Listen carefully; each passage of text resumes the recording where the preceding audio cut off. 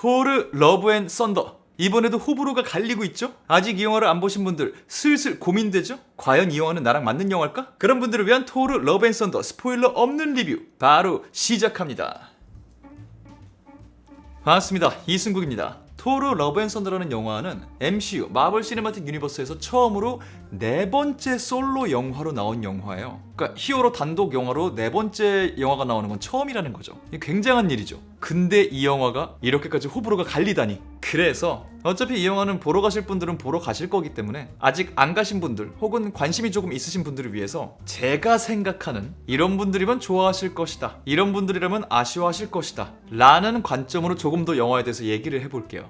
그리고 본격적으로 들어가기 전에 애매하지 않게 말하기 위해서 소신 발언을 하자면 저는 괜찮게 봤습니다. 뭐 총평이라면 총평일 수 있는데 명작이라고는 말할 수 없지만 그렇다고 망작이라는 생각도 들지 않고 유치한 거 맞지만 재미도 있다. 생각한 영화는 아니었지만 이건 이거대로 즐길 거리가 있었다. 나는 이 영화를 보고 욕을 하지 않았다 라는 게 저의 기본적인 이 영화에 대한 태도고요. 욕을 밝혔으니까 또 방향을 살짝 바꿔서 많은 분들의 입에 오르내리고 있는 이 영화의 아쉬운 점들, 이 아쉬운 점을 더 크게 느낄 분들은 어떤 분들일까 정리를 좀 해봅시다. 첫 번째, 마블 영화의 액션 씬들을 좋아하시는 분들.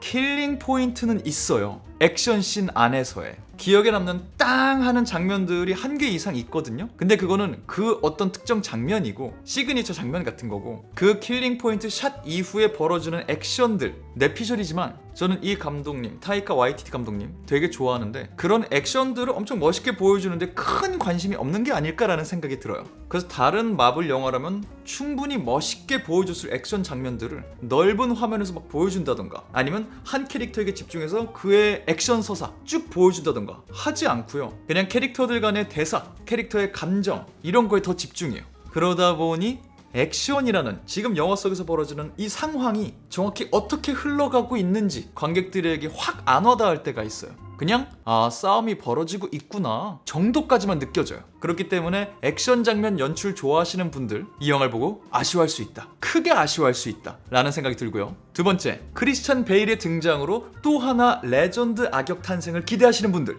이게 좀 애매한 포인트인데 크리스찬 베일은 크리스찬 베일이잖아요. 잘해요. 연기를 잘해요. 심지어 캐릭터 자체에도 굉장히 또 매력적인 부분들이 있어요. 이렇게 표현해야겠다. 그만의 서사가 확실하게 있어요. 그게 토르라는 캐릭터의 서사와 맞닿는 지점도 있고 저는 개인적으로 이야기적으로도 굉장히 좋은 소재라고 생각했어요. 그리고 캐릭터가 잘 살려줬다고 생각을 해요. 근데 딱 거기까지. 캐릭터 소재 자체는 나쁘지 않지만 이 영화 속에 있는 전체 캐릭터의 서사를 끝까지 다 보면 맞다, 원래 마블이 악역을 좀 요렇게 썼었지 라는 느낌이 드실 수 있어요. 왜냐면 MCU가 굉장히 오랫동안 멋있는 악역을 만들지 못한다 라는 얘기가 있었거든요. 캐릭터, 배우, 소재 다 좋았지만 이 캐릭터를 영화 속에서 다루는 방식은 전체적으로 봤을 때는 타노스, 킬몬거, 스칼렛 위치 같은 포지션으로 기억되진 않을 것 같다. 오히려 예전 그때 그 시절 MCU 영화들의 악역들 같이 느껴질 것 같다 라는 생각을 개인적으로 좀 하고요. 세 번째, 이 영화에 만족 못하실 것 같은 분들, 마블 영화는 히어로 영화의 유치함을 넘어선 작품이라고 생각하시는 분들, 유치합니다. 유치해요. 기존 토르 영화들이랑 비교하면 당연히 그렇고요. 다른 MCU 영화들이랑 비교해도 굉장히 만화적인 영화가 나왔습니다. 애니메이션 뭐 이런 쪽이 아니라 그냥 우리가 어렸을 때 봤던 만화 같은 느낌 참고하시고요. 네 번째, 이 영화를 아쉬워하실 것 같은 분들, 영화의 흐름이나 세계관의 설정이 일관된 모습을 보이는 걸 좋아하시는 분들 아쉬워하실 수 있습니다. 의도적으로 그런 건지 모르겠는데 영화가 전체적으로 툭툭 끊기는 느낌들이 막 있어요. 감정적으로도 그렇고 이야기적으로도 그렇고 이해가 안 되는 건 아닌데 툭툭 점프 끊어 막 이런 느낌들이 갑자기 막 나와서 왜 편집이랑 전환을 이렇게 하지? 라는 느낌이 드실 수도 있고요. 또 하나, 이야기를 끌어나가기 위해서 이 영화에 새롭게 등장하는 설정과 개념들이 또 있어요. 계속 확장을 시켜나가야 되니까. 근데 이 새로운 설정들이 새로운 요소의 등장과 함께 가는 게 아니라 기존에 있던 요소들에 추가되는 그런 형식이에요. 그렇기 때문에 내가 지금 요 시리즈 봐온 지가 몇 년인데 왜 이 영화에서 갑자기 이런 설정을 추가해? 라는 감정이 불쑥 튀어오르실 수 있어요. 참고하시면 좋을 것 같아요. 네, 그 정도가 제가 생각한 이 영화를 보고 아쉬워하실 분들, 화를 내실 수도 있는 분들인 것 같고요. 그럼 이 다음, 그럼에도 불구하고 이 영화를 재밌게 보실 것 같은 분들, 혹은 보고 나서 저처럼 이 영화가 뭐 그렇게까지 욕먹을 영화인가? 난 괜찮던데? 라고 느끼실 분들, 그런 분들은 어떤 분일까 살짝 정리를 해보죠. 첫 번째, 이 영화를 보면서 만족감을 느끼실 것 같은 분들, 한 영화를 보기 위해서 이전 시리즈 챙겨보는 거 귀찮아하시는 분들, 혹은 MCU 영화 간간히 봤지만 앞의 내용, 토르 시리즈, 서사 다 까먹으신 분들, 심지어 유튜브 시리즈 정리 영상까지 찾아보기 귀찮으신 분들, 아니면 토르에 입문하시는 분들, 처음 보시는 분들 다 설명해줘요. 최근에 MCU 영화를 보려면 사전 예습이 너무 필요해진 게 지루하다, 싫다 이런 얘기가 좀 있었거든요. 근데 이 영화는 과거에 대한 얘기를 끊임없이 하고 그 요소들을 가져와서 영화를 만들면서도 이 안에 충실하게 그걸 다 설명해줘요. 영화를 보면 중간중간 설명 구간이 있어요. 따로 과거 얘기를 정리해주는 타임이. 그래서 이 영화 자체 안에 유튜브 요약 같은 게 다 있으니까 이 단일 영화 하나로 모든 서사를 이해하면서 보기 편하다. 그래서 MCU 영화 최근에 보기가 좀 무거워지신 분들에게 이 영화가 취한 방식이 만족감으로 다가올 수 있지 않을까 생각하고요. 진짜 그냥 이거 하나만 보시면 돼요.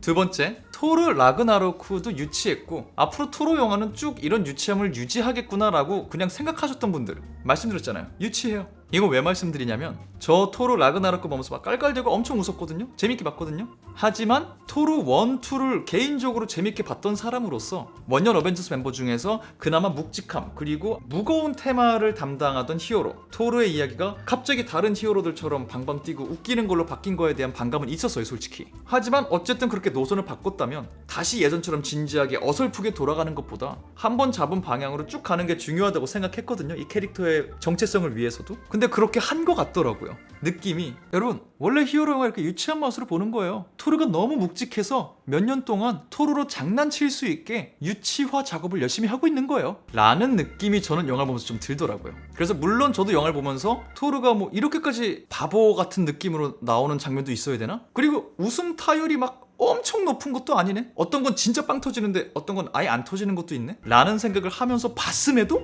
다 보고 나서는 아 그래 뭐 이렇게 간다는 거지? 오케이. 왜냐면 이전부터 그런 떡밥을 뿌려왔으니까 확실하게 하는 거니까 가! 앞으로 계속 이런 느낌으로 흘러가겠네, 이런 생각을 했어요, 보고 나서 저는. 그래서 애초에 이 캐릭터는 조금 유치하게 변했다 어느 순간, 그리고 난 그걸 이미 받아들였다 하시는 분들은 이 영화를 보고서 만족감을 느끼시지 않을까라는 생각이 들어요. 그리고 세 번째, 캐릭터에 대한 예우를 중요시 하시는 분들 좋아하실 것 같아요. 시리즈가 거듭되면서 또 어떤 감독이 어떻게 연출했느냐에 따라서 어떤 캐릭터들은 영화 속에서 그들이 시리즈에 기여한 것만한 예우를 못 받는 경우가 좀 있어요. 근데 이 영화는 보시면은 크든 작든 시리즈의 발전에 기여한 캐릭터들에 대한 예우의 감정이 있네 라는 게 있었어요, 저는 보면서. 이런 포인트를 좋아하시는 분들도 영화를 보고서 만족감을 느끼실 것 같다는 생각이 들고요. 네 번째, 이 영화를 보고 만족감을 느끼실 것 같은 분들, 신이라는 주제는 왜 안 다루는가 궁금해하셨던 분들, 익히 아시겠지만 토르는 전둥의 신이라는 타이틀을 갖고 있는 캐릭터란 말이죠. 하지만 그가 진짜 신인가, 그냥 외계인 종족이고 우리가 보기에 신적인 능력을 갖고 있는 종족일 뿐 아닌가 라는 그의 정체성에 관한 논의가 좀 있어 왔죠. 왜냐면 지금까지 그들의 얘기를 보긴 했지만 우리가 그들을 신의 얘기라고 막 그렇게 집중할 얘기는 없었으니까. 근데 이번에 크리스찬 베일의 고르가 신을 해치고 다니는 악역으로 등장하다 보니까 신이란 무엇인가, 이 신이라는 존재, 그들은 왜, 무엇을 위해서, 어떻게 존재해야 하는가라는 게 대단하긴 아니지만 그래도 토르 시리즈 중에서 처음으로 조금 여러 관점에서 다뤄져요. 그래서 그냥 토르는 신이구나 보는 게 아니라 토르가 왜 신이야? 제가 그냥 왕이 아니라 신이라면, 다른 캐릭터들도 그 동급의 신이라면 왜 그걸 활용한 얘기는 본격적으로 안 풀어줘?